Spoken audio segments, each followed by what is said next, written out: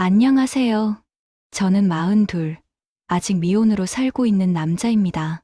서울 변두리에서 일용직으로 먹고 살고 있고, 이름 같은 건 굳이 밝히지 않겠습니다. 그냥 어디에나 있을 법한 아저씨라고 생각하시면 됩니다. 새벽 5시에 눈을 뜨고, 대충 얼굴만 씻고 나가 현장에 서고, 저녁 무렵 헬멧 벗고 먼지 털어내며 돌아오는 게 제 하루입니다. 비가 와도 바람이 불어도 몸이 쑤셔도 일 있으면 나가야 마음이 편합니다. 벌이가 크다고 할 수도 없고 그렇다고 완전히 없는 것도 아닌 딱 혼자 먹고 살 만큼이라 결혼은 어느 순간 자연스럽게 뒤로 밀려났습니다. 그래도 저한테 가족이라고 부를 수 있는 사람은 있습니다. 3살 많은 형, 그리고 형수, 조카 둘. 형은 저보다 성실했고 저보다 일찍 철이 들었고 저보다 어른이었습니다. 회사 다니다가 작은 사업을 시작했고 결혼을 하고 아이 둘을 키우면서 그래도 남자답게 버텨야지라며 사는 사람이었습니다. 저는 그런 형을 보며 한편으론 부럽고 한편으론 미안했습니다. 제가 든든한 동생 역할을 제대로 해준 적이 별로 없거든요. 형수는요. 솔직히 말해서 저한테 형수는 늘 참 고맙고 미안한 사람이었습니다. 형 옆에서 살림하고 애 키우고 형이 힘들어질 때 같이 말없이 버텨주던 사람. 명절마다 저까지 챙겨주던 사람. 저한테 툭 하면 혼자 밥 잘 먹고 다니냐. 반찬 좀 싸줄까? 하던 사람. 그래서 제 머릿속에서 형수는 그냥 집안의 어른 같은 이미지였어요. 거리를 두고 존댓말하게 되는, 예의를 차리게 되는 사람. 그런데 이 사람이 지금 제 사연의 주인공이 되어버렸습니다. 몇 달 전이었습니다. 그날은 현장 막바지라 다들 예민하고 피곤했는데 일이 잘 마무리된 날이었어요. 반장 형님이 오늘은 좀 풀고 가자며 회식을 잡았고 저도 오랜만에 빠지지 않고 따라갔습니다. 허름한 고깃집에서 싼 소주를 계속 받다 보니 머리가 점점 띵해졌습니다. 젓가락질도 느려지고 술잔이 몇 번째인지도 세지 않게 되는 그 느낌. 그런 와중에 누가 꺼냈습니다. 2차 가시죠. 노래방 가야지. 안 가겠다고 버티기엔 이미 분위기가 올라갔고 저도 그냥 따라 나섰습니다. 솔직히 말하면 이런 날 아니면 어디 마음 편히 노래라도 질러보나 싶기도 했고요. 그렇게 일행 10댓 명이 우르르 동네 노래방으로 들어갔습니다. 문제는 그 다음이었습니다. 어느새 앞자리에서 누군가 업소 번호를 누르고 있었고 오늘 수고했으니까 도우미 좀 부르자는 말이 자연스럽게 오갔습니다. 저는 그 자리가 불편했습니다. 이런 자리가 익숙하지도 않고 굳이 그러고 싶지도 않았거든요. 그래도 쫄았냐, 뭐 이런데 처음이냐 하는 말에 대놓고 반대하기도 애매했습니다. 그냥 구석에 앉아서 물만 마시며 조금만 버티다 슬쩍 나가야지 생각하고 있었습니다. 한 10분쯤 지났을까요? 문이 열리고 여자 4명이 우웃 들어왔습니다. 시끄러운 음악, 술 냄새, 싸구려 향수 냄새가 뒤섞인 공간에 낯선 웃음소리가 퍼졌습니다. 그 순간 제 시간이 멈췄습니다. 4명 중 한 사람이 저와 눈이 마주친 겁니다. 저는 손에 들고 있던 종이컵을 떨어뜨릴 뻔했습니다. 말을 잃었고 숨이 턱 막혔습니다. 그 사람은 형수였습니다. 어제까지 알던 그 형수. 형 집에서 앞치마 두르고 조카들 밥 챙기던 그 형수. 명절이면 갈비찜 해놓고 많이 먹어 하던 우리 집안의 며느리. 그 형수가 그 방 안에 그런 자리에서 서 있었습니다. 형수도 저를 알아본 눈치였습니다. 눈이 커졌다가 순식간에 표정을 정리하더니 아무렇지 않은 척 다른 아저씨들에게 인사를 했습니다. 제 쪽은 애써 외면하는 듯 했죠. 저는 얼어붙었고 귀가 울리는 것 같았습니다. 머릿속으로 별 생각이 다 스쳤습니다. 내가 잘못 본 거겠지. 닮은 사람이겠지. 설마. 하지만 그건 부정할 수 없을 만큼 똑같았습니다. 목소리, 눈매, 말투까지.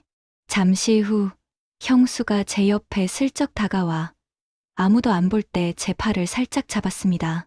잠깐만 나와줄래요? 복도로 나왔습니다. 좁고 어두운 복도, 방마다 새어나오는 노랫소리. 형수는 떨리는 손으로 담배를 꺼내다 다시 집어넣더니 낮게 말했습니다. 미안해요. 진짜 이런 데서 마주치고 싶지 않았어요. 제 입에서 나온 말은 의외로 차분했습니다. 형수, 왜 여기 있어요? 그제야 형수가 웃지도 울지도 못하는 표정으로 얘기했습니다.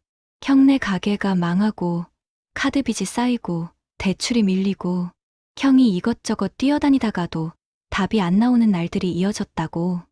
낮에는 알바를 해도 택도 없고 생활비와 이자, 아이들 학원비까지 줄줄이 떠밀려 오는데 어디서부터 끊어야 할지 몰랐다고.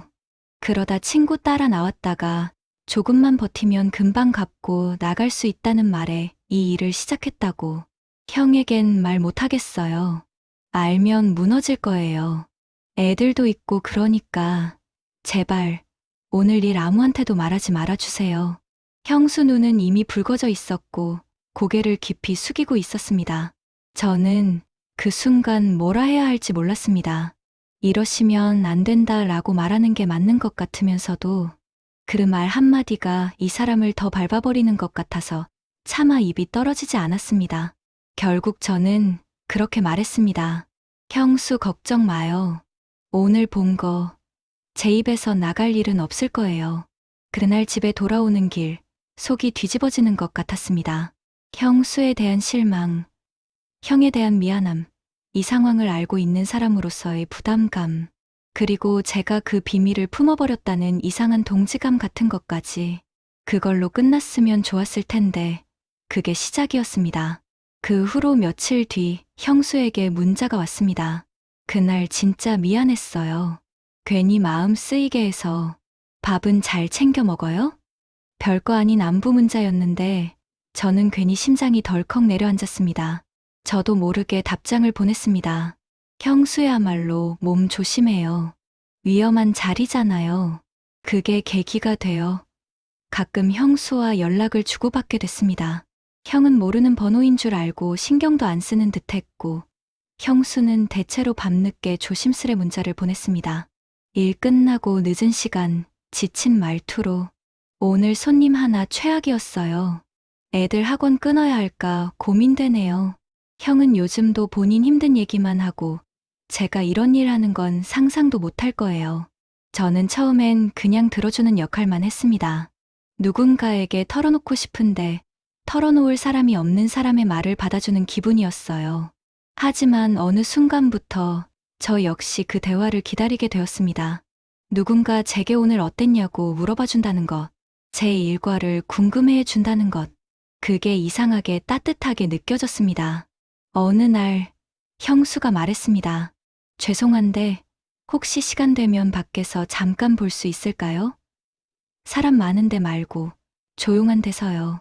그냥 제 얘기 한 번만 제대로 하고 싶어요. 저는 망설이다가 결국 나갔습니다. 우리는 번화가에서 조금 떨어진 오래된 카페에서 만났습니다. 평소 집에서 보던 앞치마 두른 형수가 아니라 화장을 옅게 하고 차분한 옷을 입은 여자가 제 앞에 앉아 있었습니다. 어색하고 이상했습니다. 형수는 그날 그동안 쌓였던 얘기를 쏟아냈습니다. 형이 얼마나 무너져 가는지, 집안 형편이 어떻게 바닥을 쳤는지, 본인은 어떻게든 버텨보려다 여기까지 왔는지, 이렇게 살고 싶어서 사는 사람이 어딨겠냐고 울먹이며 말했습니다. 저는 조용히 듣다가 마지막에 이렇게 말했습니다. 형수 잘못 아니에요. 상황이 이렇게 만든 거지 형수 혼자 욕먹을 일 아니에요. 그렇게 한 번 만나고 끝났어야 하는데 우린 다시 만났습니다. 오늘 근처에 있다. 잠깐 얼굴만 볼래요? 얘기할 사람이 또 없네요. 만남은 점점 잦아졌고 그 사이는 점점 선을 흐리기 시작했습니다. 서로에게 기대는 시간이 길어졌고 손이 닿는 시간이 자연스러워졌고 돌아서야 할 타이밍을 몇 번이나 놓쳤습니다. 그리고 결국 우리는 경계를 넘었습니다. 모든 건 어색하고 조심스러우면서도 동시에 너무 쉽게 무너졌습니다. 나는 형수에게서, 형수가 나에게서 각자 다른 의미의 위로를 찾고 있었습니다. 오늘 하루 버틴 대가라고 자기합리화를 하면서 서로의 비밀이 되어버렸습니다. 결국 형수는 말했습니다. 이건 평생 비밀로 해야 하는 거예요. 오빠는 절 믿고 있어요. 우리가 하는 짓이 얼마나 나쁜지 알아요. 그래도 지금 당장은 누군가 옆에 있어주지 않으면 숨이 안 쉬어져요. 저도 알고 있습니다. 이게 얼마나 잘못된 건지. 형에게, 조카들에게, 그리고 제 자신에게 어떤 죄를 짓고 있는지. 하지만 이상하게도 끊겠다고 결심하면 그날 밤 형수에게서 오는 오늘 힘들었다는 메시지 한 줄에 다시 마음이 흔들립니다. 한 번만 더 보고 끊자. 이제 진짜 그만하자. 그런 말을 몇 번이나 주고받으면서도 우리는 아직 끝내지 못했습니다. 형 집에 가서 조카들이 삼촌 하며 달려올 때마다 가슴이 철렁 내려앉습니다. 형수는 평소처럼 자연스럽게 저를 대하려 애쓰고 저도 아무 일 없던 사람처럼 웃으며 밥을 먹습니다. 형은 모릅니다. 정말 아무것도 모르는 얼굴로 제 잔에 소주를 따라주며 말합니다. 야, 내가 요즘 너한테 신세만 지는 것 같다. 나중에 내가 꼭 갚을게. 그 말을 들을 때마다 숨이 막힙니다. 내가 이 사람 등에 칼을 꽂고 있다는 생각에 속이 뒤틀립니다. 그런데도 형수와 약속했던 비밀을 깨고 모든 걸 털어놓을 용기는 없습니다.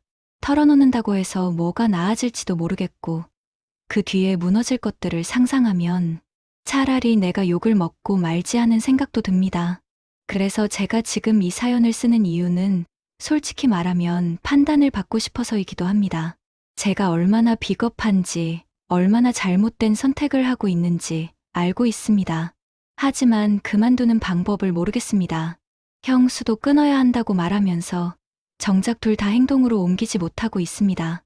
정 때문에, 죄책감 때문에, 연민 때문에 서로를 붙잡으면서도 동시에 서로를 망치고 있는 것 같습니다. 저는 어떻게 해야 할까요? 형에게 털어놓고 모든 걸 끝내야 할까요? 아니면 형수와의 연락을 제 쪽에서 일방적으로 끊고 아무 일도 없던 것처럼 살아야 할까요? 그렇게 한다고 해서 우리가 이미 넘은 선이 지워질까요? 지금도 밤마다 그날 노래방 복도에서 떨리는 목소리로 제발 비밀로 해달라고 하던 형수 얼굴이 떠오릅니다. 그리고 그 이후로 제가 선택한 모든 순간들이 떠올라서 잠이 오지 않습니다. 이 관계, 지금 당장 끝내야 한다는 건 머리로는 아는데 마음은 자꾸 핑계를 찾습니다. 저 같은 사람, 어떤 벌을 받아야 할까요? 어디서부터 잘못된 걸 바로잡을 수 있을까요? 그래서 이렇게 부끄럽고 더러운 제 이야기를 여기 보내봅니다.